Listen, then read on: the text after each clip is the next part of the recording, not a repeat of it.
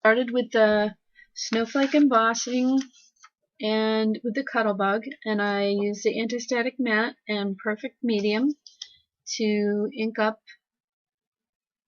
the envelope, and then I'm taking Winter Wonderland embossing powder and I'm shaking it off there and then trying to remove it in some of the places that I don't want it, so I just kind of pushed it off with my finger.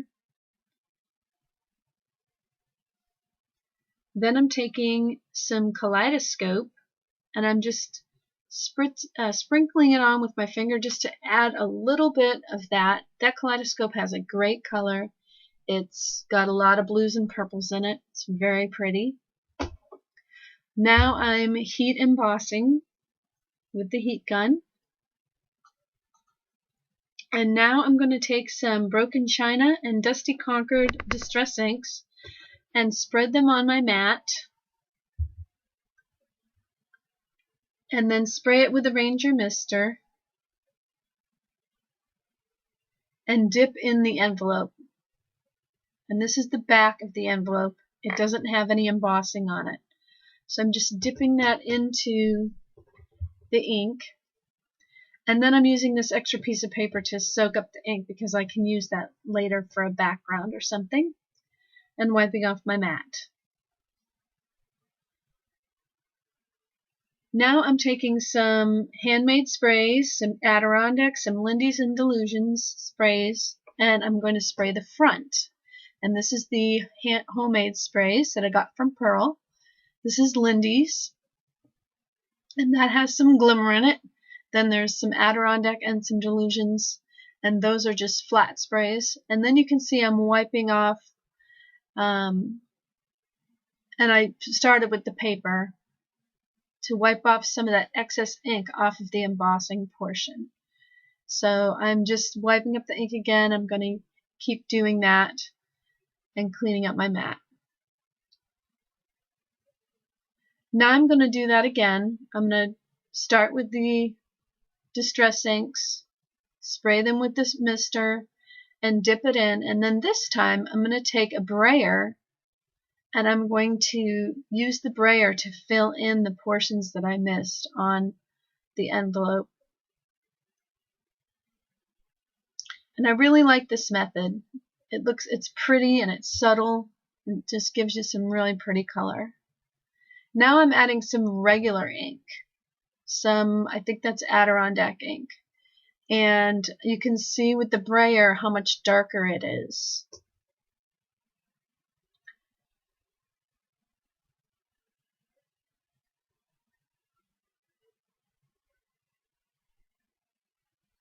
And then again, I'm going to add some more ink.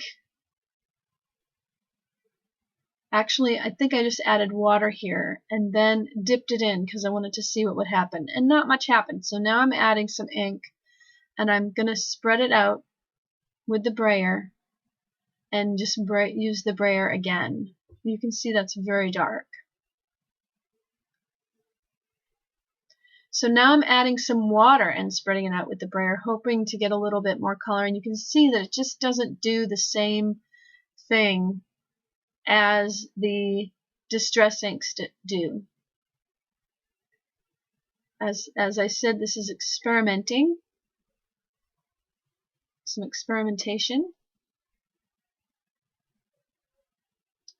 Now I'm spraying the front with the different sprays, Adirondack sprays, the homemade sprays, all those same sprays. I'm just going to spray one of the fronts that doesn't have any embossing and finish it off with some liquid pearls in the Perfect Pearl. Perfect Pearls Mist in the Perfect Pearl color. That lightens and brightens and gives you a nice white shimmer.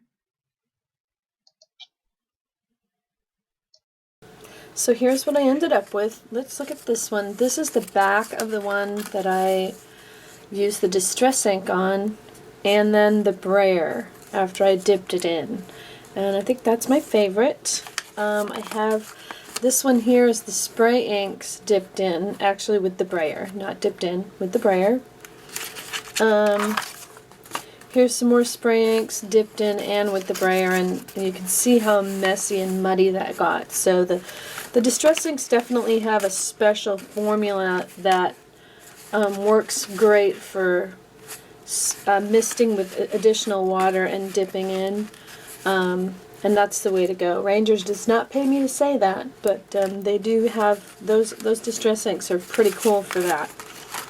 This is the front of the one that I used the embossing powder on, and then these are the ones that I sprayed without embossing, and you can see that pearlescent color or shininess on top, and that is caused by the Perfect Pearls spray mist in the Perfect Pearls color. So there you have it. My envelopes for January are almost done. Thanks for watching. See you at your Paper Pantry.